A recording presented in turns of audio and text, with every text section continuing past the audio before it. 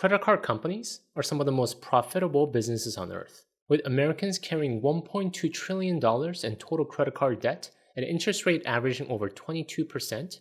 Banks are collecting over $250 billion annually in interest alone. And that's before counting annual fees, late fees, and transaction fees. They are literally money printing machines. But do you know what's most interesting about these statistics? That these credit card companies are not profiting from all customers equally. The vast majority of that $250 billion comes from a specific group. People who unknowingly break the fundamental rules of credit card management. Meanwhile, another group of people uses these same cards to their full advantage, paying zero in interest while collecting all the benefits. So the big question is this: which group are you in? And more importantly, if you find yourself in the wrong group, how do you switch sides? And that is what I want to cover in today's video. I'm going to cover 5 golden credit card rules you should never break if you want to beat the card companies at their own game. The number 1 golden credit card rule you should never break. This is basic, yet required the first spot on this video because it is that important. Never, ever carry a balance. Let me put this in perspective for you. Let's say you have a $5,000 balance on a card with a 22% interest rate.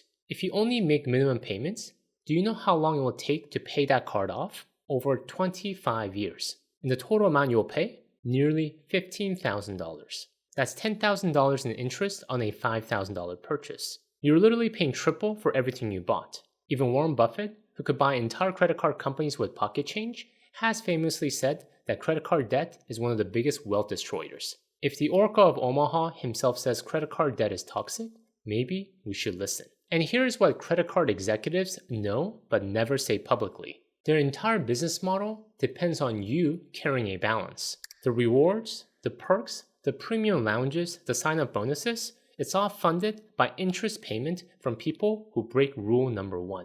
Every time someone swipes and doesn't pay in full, they're essentially subsidizing everyone else's rewards. The brutal truth is this: the moment you carry a balance, you lose. That 2% cash back, worthless when you're paying 22% in interest. You're not earning rewards, you're funding them for everyone else. And here's what makes this even worse. Carrying a balance creates a debt cycle that is really hard to break. While you're paying interest on last month's purchases, you're still living this month. So you keep charging, the balance keeps growing, and suddenly you're trapped in a spiral that can be almost impossible to escape. The solution is simple but crucial. Treat your credit card like a debit card. Only spend money you already have. Pay off your entire statement balance every single month and don't compromise. Don't say, just this once.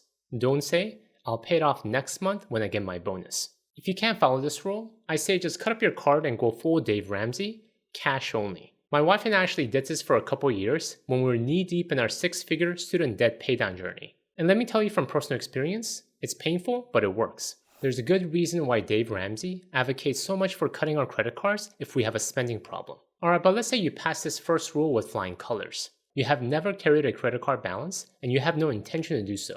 So all should be fine, right? Well, I say good job, but we're not all the way there yet. Because we can always take it a step further, which leads to the next rule. The number 2 golden credit card rule you should never break.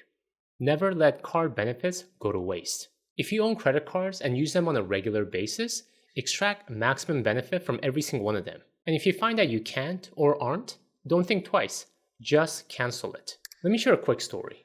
A few years ago, I was doing my annual credit card audit and discovered something very embarrassing. I had an airline credit card with a $95 annual fee that I'd been paying for 3 years. The problem?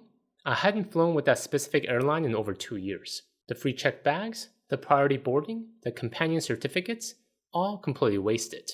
That's $285 I basically donated to the credit card company for absolutely nothing. I canceled it immediately and kicked myself for not catching it sooner. And you might think, come on, Tay, that is so stupid of you.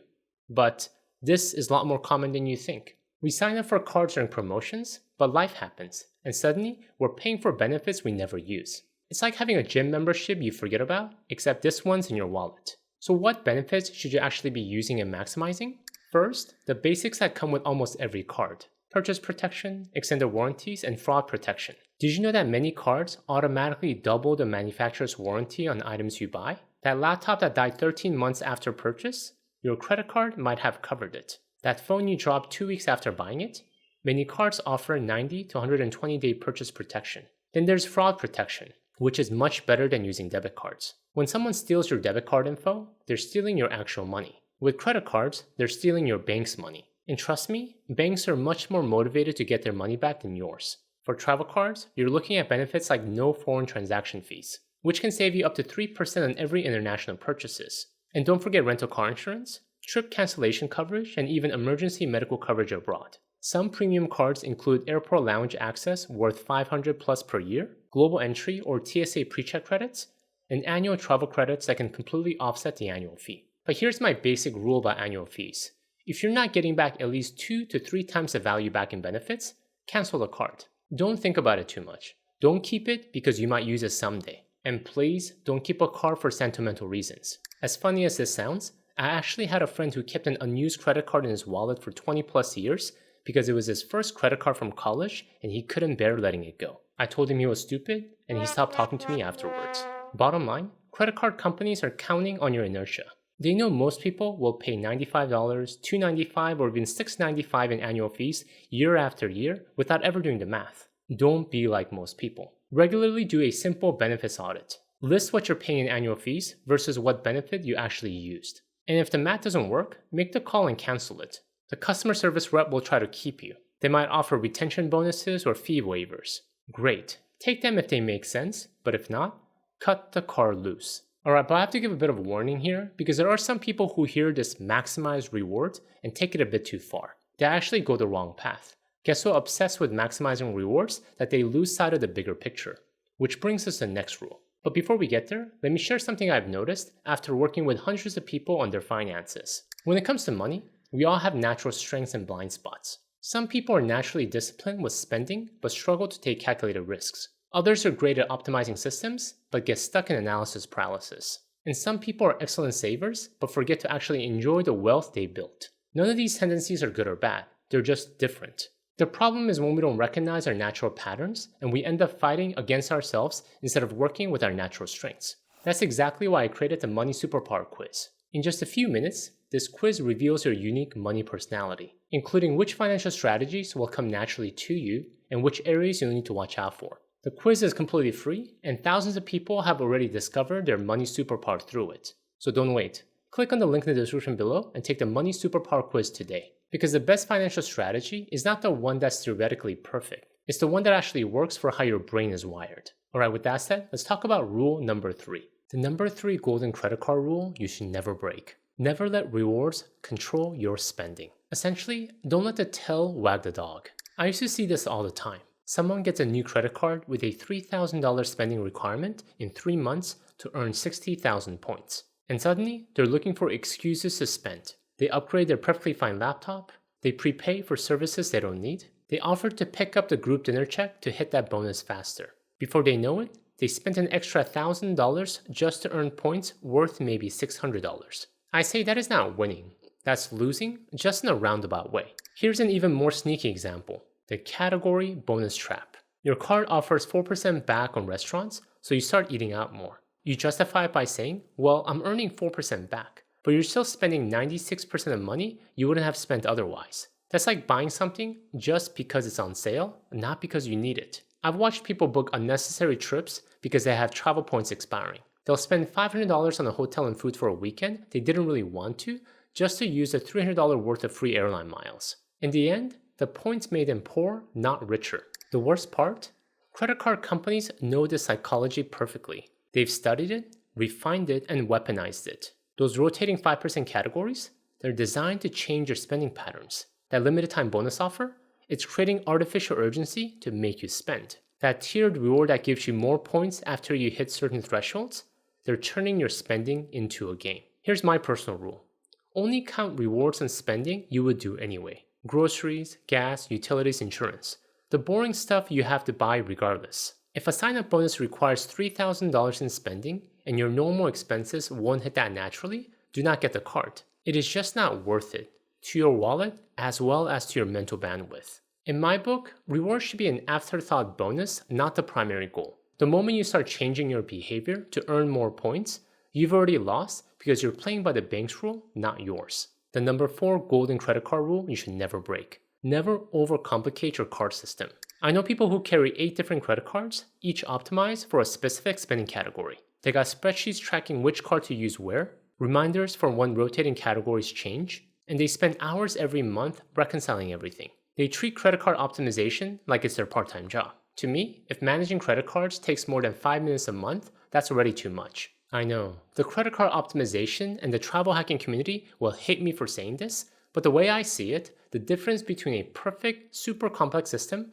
and a simple system is marginal. Sure, could you squeeze out an extra $200 a year by perfectly optimizing every purchase? But at what cost? The mental energy, the time spent tracking, the increased risk of mistakes. It's not worth it. I've seen people miss payments because they couldn't keep track of what card had what balance. They were so focused on earning an extra 1% here and 2% there that they forgot to pay some cards on time. Those late payments cost them more in fees and interest than they earned in rewards all year. Here's what I personally like to do in the theme of simplicity. I use one primary credit card for everything. Right now, it's the Chase Sapphire Reserve. The only time I use a different credit card is if it's a business expense or if my main card has issues. And I know what some of you travel hacking experts are thinking. You're missing out on so many points just using one card. But to me, the simplicity and the peace of mind is totally worth it. And at the end of the year, if there are some points I can exchange for a free hotel night or flight, that is a bonus, not the goal. The fact is that credit card companies love it when you overcomplicate things. More cards mean more opportunities for you to mess up. More accounts to track means higher likelihood of missed payments, and more annual fees to forget about. They're counting on complexity to create profitable mistakes. And while I have a super simple card system today, I say this only because I used to have a super complicated system many years ago. And I learned through the hard way that it really wasn't worth it for me. At one point, I had 6 cards, each supposedly optimized for different spending. I would unnecessarily spend valuable time and mental energy thinking about which card to use, which in the end didn't really move the needle on my net worth. The real secret to winning the credit card game is not having the perfect combination of cards. It's having a simple system that works and allows you to focus your effort on things that actually matter. The number 5 golden credit card rule you should never break. Never rely on memory for payments. This might be the easiest rule to follow, yet it's the one that still trips up a lot of people. You know why? Because we all think we're better at remembering things than we actually are. I'll remember to pay when I get home. I'll handle it after this weekend. I'll always pay on the 15th. I won't forget. Famous last words before a $39 late fee and a credit score hit that takes months to recover from. Here is an interesting statistic. According to credit reporting agencies, 35% of your credit score is determined by payment history. One single late payment can drop your score by 60 to 110 points. That's not a typo. One forgotten payment can undo years of responsible credit building. But it gets worse. That late payment stays in your credit report for 7 years. You'll be explaining that one mistake from 2025 to a mortgage lender in 2032, all because you thought you'll remember to pay.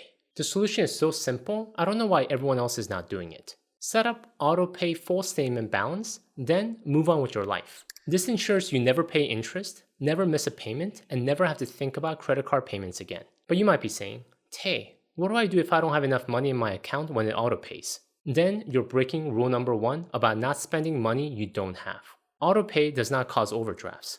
Overspending does. So if you don't have enough, do not use it. Some people resist auto-pay because they want to review every charge or stay in control. However, remember that you can still review your statements and dispute any fraudulent charges even after the payment has been made. Credit card companies are actually pretty good about reversing fraudulent charges. It's one of the few times they're on your side. The credit card companies are betting on your forgetfulness. They know life gets busy. They know you'll travel, get sick, or just plain forget. Late fees are pure profit for them. No service provided, just money in their pocket because you trusted your memory. Don't give them that satisfaction. Automate everything. Set it, forget it, and sleep better knowing you'll never miss a payment again. Bottom line, remember, credit cards are simply just tools. Use them to your maximum benefit, but don't get used by them. Thank you guys for watching the theme of dangerous financial tools. If you want to learn about one of the worst ones that is currently floating in the market, BNPL, Buy Now Pay Later, please check out my video here. Until next time, all the best.